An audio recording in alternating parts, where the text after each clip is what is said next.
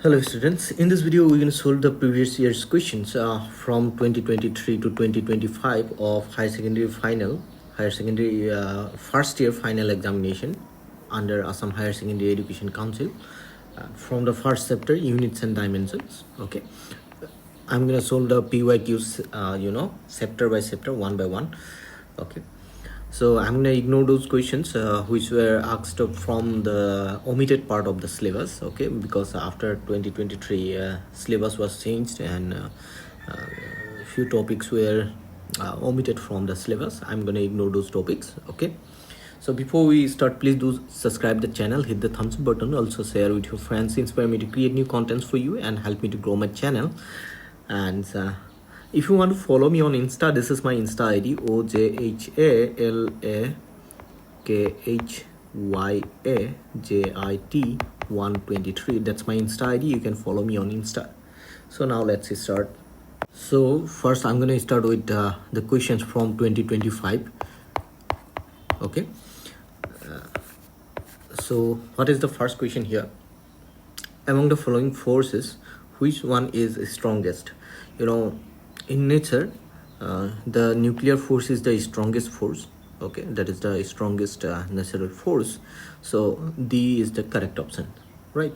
So now let's move on to the next question. So let me take the next question. What is the next question? So dimensional formula for angular momentum. So first you must know the formula of angular momentum, right? So I think I hope you know that angular momentum is equal to cross product of R and P. That means R is this position vector from the axis of rotation. Suppose this object, this is a particle, it is moving in a circular path like this. Suppose about this axis, this is the axis of rotation, and its position vector with respect to this axis of rotation be r, then at this moment what will be the angular momentum? That will be the cross product of r and its linear momentum, right?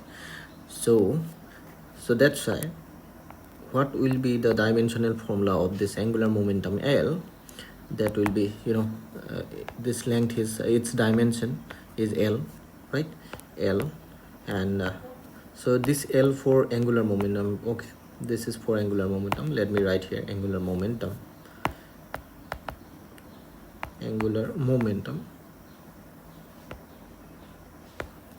And this perpendicular distance of the particle from this axis of rotation, so that its dimension is L, and linear momentum is m into v, so mass into displacement per unit time, so mlt inverse. So if you multiply these two, then it's going to give you ml square t to the power minus 1. So this is the dimensional formula. So which option is correct here? So the option B is the correct option here. So hope you have understood this. Now let me take the next question. What is the next question here? You see, how many significant figures are there in this number? 0.008. Hope you know the rules to identify the significant figures. So here you see, if this is a number which is less than 1, this number is less than 1, we don't consider the 0 that conventionally written before the decimal point as significant figure. We don't consider it as a significant figures, and the zeros between the decimal and the first non-zero digit, these two zeros are also not significant. These two are also not significant. That's why here the only significant figures is 8, because all the non-zero figures are considered as significant figures. So here the number of significant figures will be equal to 1, right? So if you don't know the rules, let me give you the idea to identify the significant figures. So first, all the non-zero digits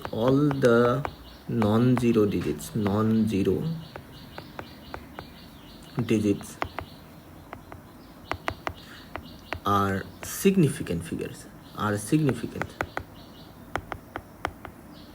That is the first rule. Let me write the second. Okay, and zeros between two non-zero digits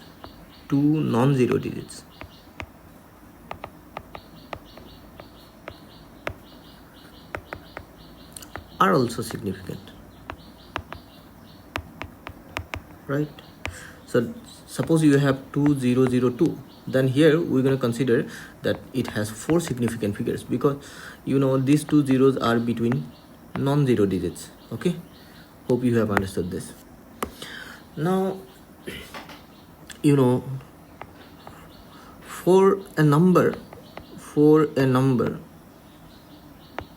less than 1, for example, let me, instead of writing the complete sentence, let me take an example, 0.008, which is the given in this question. So this 0 before the decimal is not significant,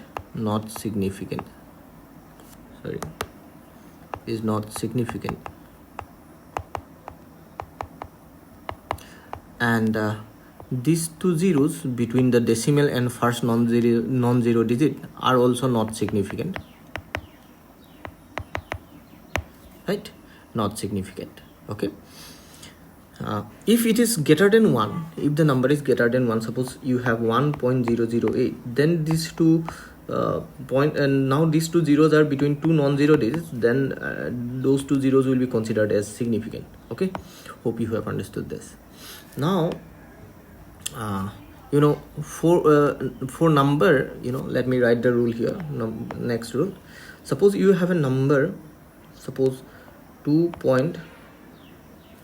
have a number 200. So these trailing zeros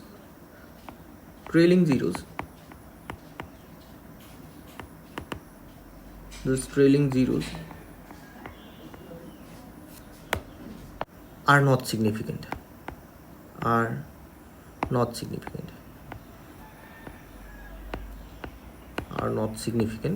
So I am, instead of writing significant, I have written here SIG. Okay, so now you see, if there is no decimal in this number, there is no decimal point,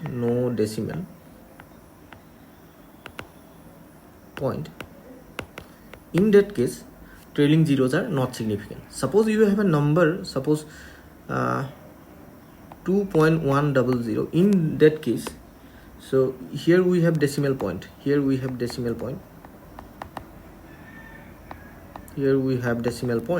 in that case these two zeros are significant, trailing zeros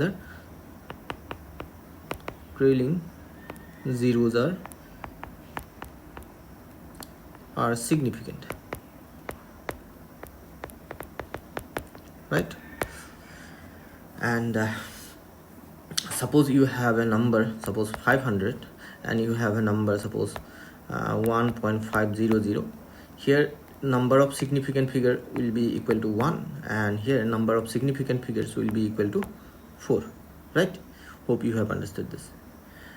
And you know, the numbers we used to write in scientific form, like 5 into 10 to the power, this is suppose rule 6. Let me write it 5. Suppose you have 5 into 10 to the power 6. In that case, this 10 to the power 6 is not significant,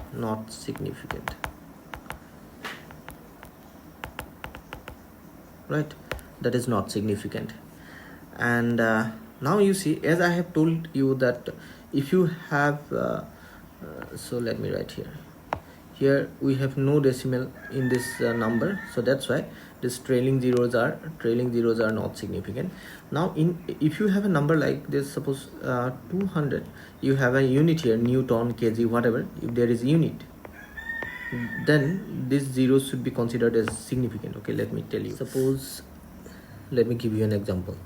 Here 200, suppose, let me just wait. So let me write here.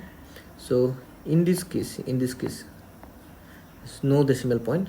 In that case trailing zeros are not significant, but if you have suppose 200 kg, let me take 200 kg or any other example, suppose, okay, or 200 gram, whatever you, if you have any unit, this is unit, right?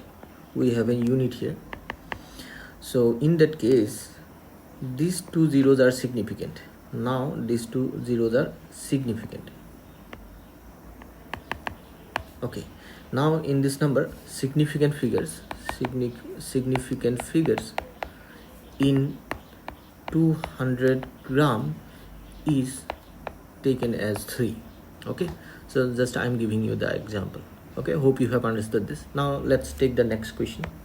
So for this question number 4, so 1 is the correct answer, because this 8 is non-zero digit, and the zeros between the decimal and the non-zero digit for a number less than 1 are not considered as significant, and the 0 which we used to put conventionally before the decimal, that is also not significant.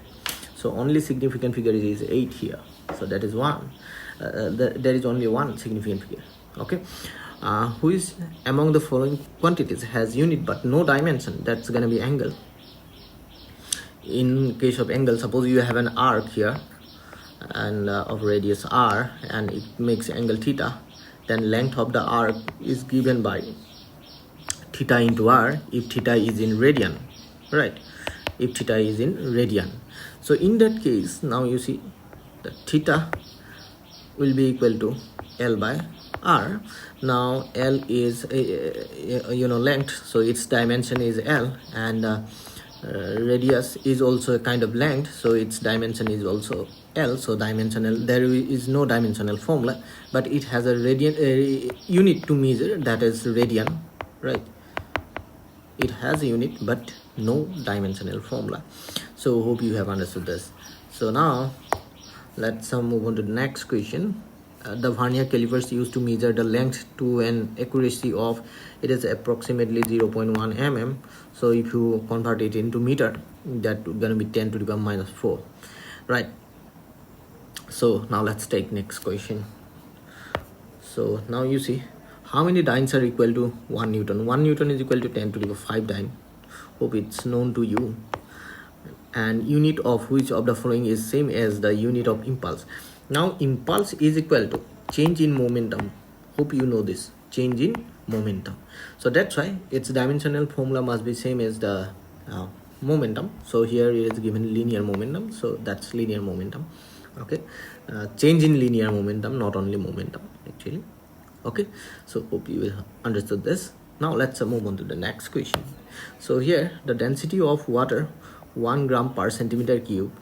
Now we need to express in 1 kg per meter cube. Now here you see 1 gram per centimeter cube, and let us suppose n kg per meter cube. Let us suppose that way. Now you see, let's find n. N is equal to 1 gram per centimeter cube divided by kg per meter cube, right? Now 1 gram per centimeter cube divided by 1 kg, convert the kg in gram, that's gonna be 10 to the power 3, right? 10 to the power 3, let me make it 1000, 10 to the power 3, and meter cube, that means meter in centimeter, that's gonna be 100, right? And to the power minus 3, right? So hope you have understood this. So now it's become gram, it's becomes centimeter cube minus centimeter cube. Centimeter here, it's going to be minus 3 per centimeter cube. Okay. Okay. Now hope you have understood this. Now centimeter cube gone, gram gone. So we're gonna we end up getting this is 10 to the power 3, and 1 by 10 to the power 3 can be written as 10 to the power minus 3, and here it is 10 to the power this is 10 to the power 2, 100 is 10 to the power 2, and here we have minus 3, so it's going to be 10 to the power minus 6, and 1 by 10 to the power minus 6, that can be written as 10 to the power plus 6, and if you multiply these two, then you're going to get 10 to the power 3, and which is equal to 1000, right? So the correct option is A, right? Hope you have understood this. So what was the method I have used here? So that method is, n1 u1 is equal to n2 u2. This is numerical value and this is the unit, right? So this is another unit system, and this is for different system of unit. You have got we used to get different value, numerical value, right?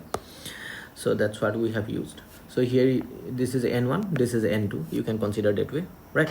Hope you have understood this. Now let's move on to next question. So here you see, check this equation is dimensionally correct or not. How to check that? So let me show you here. Just give me a second. So just let me have some space here. How to show that this is dimensionally correct or not? First, let me take the left hand side. Dimensions of the left hand side is dimension of mgh. So we know the dimension of mass is m, and g is the acceleration due to gravity. So dimension of acceleration L t to the power minus 2, because the unit of acceleration is meter per second square. Meter is the length, unit of length, and second is the unit of time. So lt to the power minus 2. Hope you have this, how to find the dimensional formula. And h is kind of length, so we can write L here. So if you multiply all these, then what we're gonna get, m L square t to the power minus 2. That's gonna be the dimension of the left hand side. Now let me take the right hand side. Its dimension, so half is a dimensionless quantity, so ignore it. So mv square, so m is for mass here. Okay, so don't be confused with this m. This was written for this was meter. Okay, this is I'm writing this is as an ut, meter per second square, unit of acceleration. So here this m is mass, don't be confused. Okay, so mass, its dimensional formula m. V, velocity, velocity, unit of velocity meter per second. Meter is the unit of length, and s is the time, unit of time, second. So here t to the power minus 1. So L t to the power minus 1, and here we have v square, so we're gonna put square here. So that's gonna give you m L square t to the power minus 2.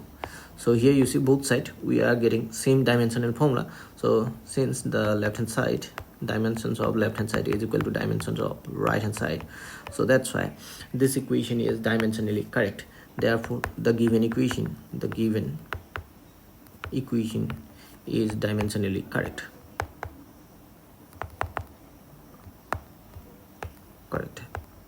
Okay, and let me tell you one more thing. When you solve this kind of question answer, first write the given equation, okay, in your answer.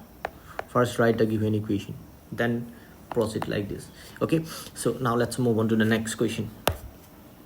So this question was asked in 2024. Okay, which one of the following subject is not included in the classical physics, right? I think this chapter is also excluded.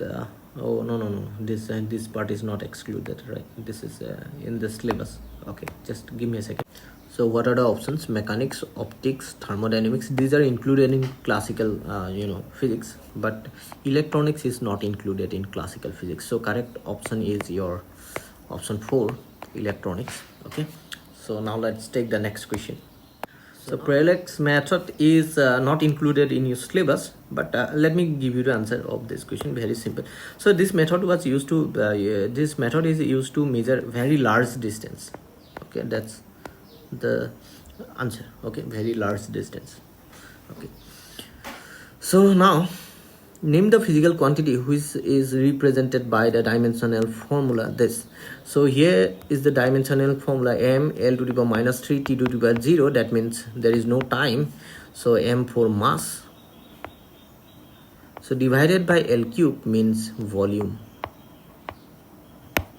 This is L to the power minus 3, that means m divided by L cube, right? So mass by volume is nothing but density. That is density. Answer is density. Okay, let me write it properly. So that is density. So now let's take the next question. So how many significant figures are there in this number? So here you see, as I have already explained, this 0 which is put before the decimal number, this was asked in 23. Okay, and that is this 0 is not significant, and zeros between the decimal and the first non-zero digit, this is the first non-zero digit. This is less than 1, number less than 1. So in that case also these zeros are not significant. And but here you see, zeros between non-zero digits are significant. This 0 is significant. Okay, this 0 is significant, and non-zero digits are also significant. These are also significant. So that's why, how many significant figures are there? 4. So answer should be 4 significant figures are there. Okay, so now let's take the next question. So here you see, these are the topics on which you are asked to write short notes, but I'm solving the questions of first chapter only. So here is the topic from the first chapter, physical quantity. Okay, so let me write short notes on physical quantity. Short notes on physical quantity.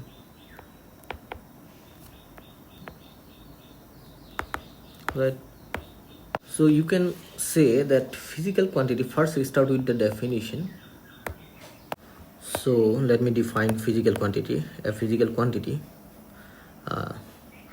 anything that is measurable, okay, quantity of a physical system that can be measured directly or indirectly, right, can be measured directly or indirectly. And physical quantity can be classified into 2 categories, and those are fundamental and derived quantities. Fundamental quantities and derived quantities. Okay, and fundamental quantities are independent of each other. They can be expressed independently, right? On the other hand, derived quantities are dependent on fundamental quantities and other derived quantities as well, and they are formed by more than one fundamental quantities or other derived quantities. Okay, right. So there are 7 fundamental quantities, and those are, let me write one by one: length, mass, time, temperature, electric current, okay, then luminous intensity, then amount of substance. These are the 7 physical quantities, fundamental quantities, right? And there are large number of derived quantities. Okay, so now moreover these 2 types of quantities, physical and fundamental and derived, there are 2 more supplementary quantities. Those are plane angle and solid angle, because you see, these 2 are categorized as supplementary quantities because these two have units, but they have no dimensions. Okay, so that's why another category is made as supplementary quantity. So where we have kept these 2, plane angles and solid angles. So these 2 have units but no dimensions. Okay, now a supplementary quantity, any physical quantity, any physical quantity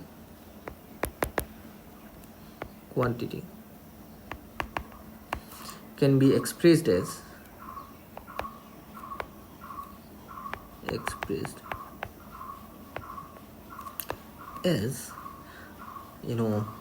n into u. Nu means, n means the numerical value,